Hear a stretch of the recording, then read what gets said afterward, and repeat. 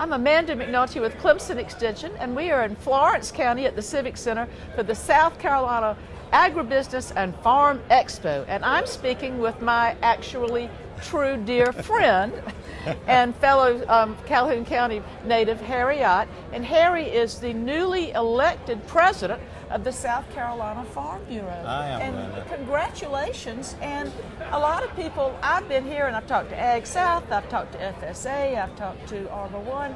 There are a lot of institutions that seem to be connected to farming, and they have different roles. What is the role of Farm Bureau in supporting agriculture? Well, we like to say that we are the largest farm organization in the state and in the nation, and we are the voice of agriculture, not only in South Carolina but in this country. And we like to say that we represent the interest of agriculture, and we are the voice that hopefully you are going to be hearing from that promotes agriculture, and we want to fill that void. One of our roles, I contend that most people that live in the city are 1 or 2 generations removed from the farm. And unfortunately, 1 or 2 generations later, a lot of people have forgotten about the importance of where that food comes from. We have a whole generation that believes those hamburgers come out of the fast food joints and have not made that connection to that hamburger and those cows back on the farm. So we have Ag in the Classroom that we support, where we send representatives out into the schools trying to reconnect with the consumer, with the farmer. And when we look historically, we could probably look at grandfathers and uncles who served in the General Assembly, which of course you had that in your past. I did. And they were connected with the land. They were farmers, or very closely connected.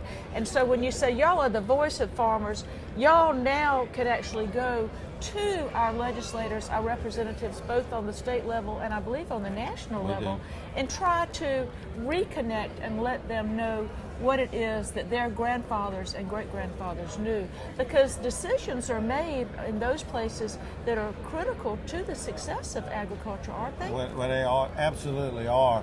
And what we need to remember is those of us who are in production agriculture, whether you are a row crop farmer like I am, or whether you have a 1-acre vegetable farm, we only represent about 1.5% of the population. But look at the effect. Agribusiness is feed the largest, 100%. and agriculture is the largest business in South Carolina. It absolutely is. So that's the disconnect that I'm telling you about. So that you have 1.5 to 2% of us doing all the work over here producing the food, the other 98% that's consuming it. We need to reconnect those consumers to those of us who are out on the farm, so that we don't get our messages mixed up. We have a lot of new technology, and my wife loves organics, and what we want to make people understand is the Farm Bureau tent includes all of them. We want to encourage people to have a choice between organic and whatever else, conventional. So we are about growing our tent and bringing those people in.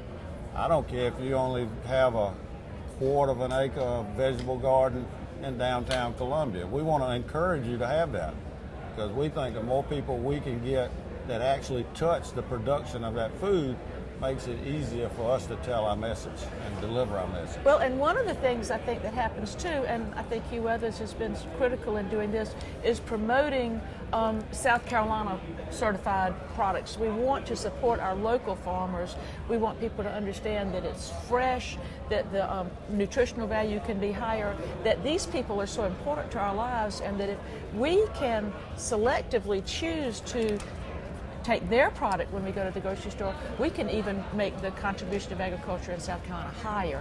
And so when people go and keep a chicken in their backyard, they get real excited about a free-range chicken, and so we can help someone who's maybe trying to hold on to their family farm by diversifying. Absolutely, and that's what we call value added out on the farm. I see. For so many years, we produced a crop and then we sold it, and we lost touch with that crop. I see. And other people came in and added value to that crop between the farm and the grocery store. We are encouraging people, and particularly the consumers, to do that South Carolina grown and do that homegrown, so that the number of people interacting with that food between the farmer and the consumer is cut down. And anytime we can connect the farmer directly with the consumer, it's a win-win for everybody. Is. And that's what we are encouraging. Now, at the same time, we want to encourage our traditional agriculture also, because we believe all of that can coexist. We just need to make sure we tell our story so that the people out on the farm have an opportunity to interact with the consumers, so that everybody understands the roles that we play and the trials that go on down on the farm, particularly when we have a drought or, in this last case, a flood. And for you to go and make certain that we are well represented in our state legislature and in the National Congress, you have to have resources. So Farm Bureau has a way to generate resources by providing insurance, I believe. Let's talk a little bit about that aspect. Well, I would certainly encourage your viewers, if they have any connection, even if they don't, if they are simply a consumer of agricultural products, which we all are, we would encourage everybody to join Farm Bureau. For a $35 membership, you can become a member of Farm Bureau. And we are certainly interested in getting as many members as we possibly can. And that goes that to money support. comes to the Farm Bureau Federation, yes, which helps us hire lobbyists and helps us take our message to Columbia and to Washington. And do the research that's necessary that you can go with a good, well-based program to say this is actually what happens and this is what we need. Absolutely.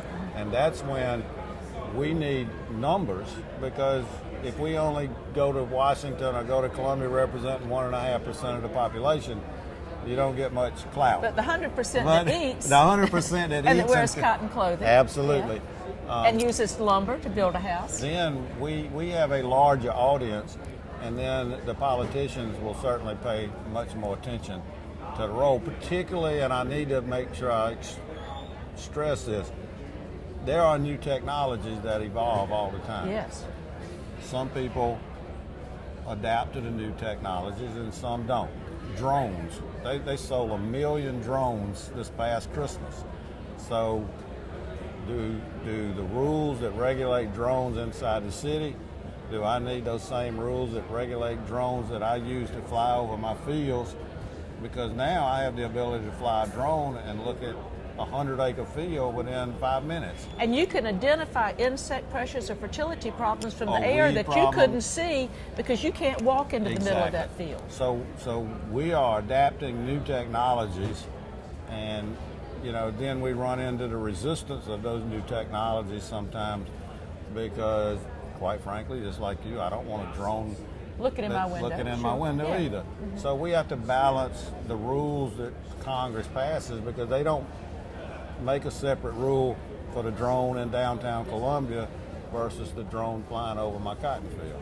But if we join Farm Bureau, and if we do join, then we're entitled to speak to them about insuring our home and our automobile and all that. That gives us that option to have another opportunity to look at rates and look at coverage and deal with the local hometown person. Then if we do that, we are ensuring that we have the basis of funding so that y'all can continue to represent the farmer, which is our largest group of. I might need to put you on the payroll, man.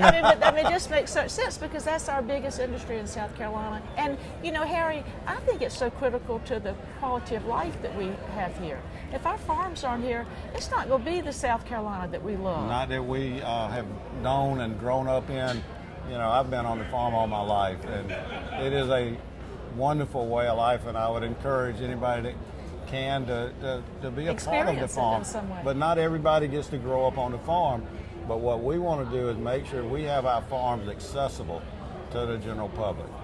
For a long time, probably to our detriment, farmers, we have been very independent. You just leave me alone and let me do my thing. I don't think we can continue to have that attitude, and what I hope to bring to Farm Bureau is the ability to open our farms up. And the agritourism program, you've got a good start. Absolutely. Corn mazes, but go a step further, because I believe if we make sure the public knows that they have access to our farms and see what we are doing, they will feel better about the food that we produce on their farm, on our farms, and maybe buy a little bit more of it. The confidence that will come from saying, I have a connection with this person, I understand, I've met his family, I've met his children, I know his dogs. This is someone I believe in, and I have absolute respect for what that person is doing. Absolutely. And then, quite frankly, it plays both ways. When maybe we have a 1,000-year flood that really hurts a lot of farmers and we need a little bit of help, Extra support. maybe we can go to our cousins in the city and get a little bit of political help so that we can get over the bumps that Mother Nature throws at us sometimes. The new Farm Bill, as I understand, did not have a disaster relief program that some of the old ones does, and so our farmers are in a crunch and they do need some help, and I understand that y'all are trying to see that they get some assistance. We have been working in Washington, and there are some funds available in Washington, and now we are working with our state leaders to get them to understand the importance of requesting of that help that we so desperately need for some of our farmers.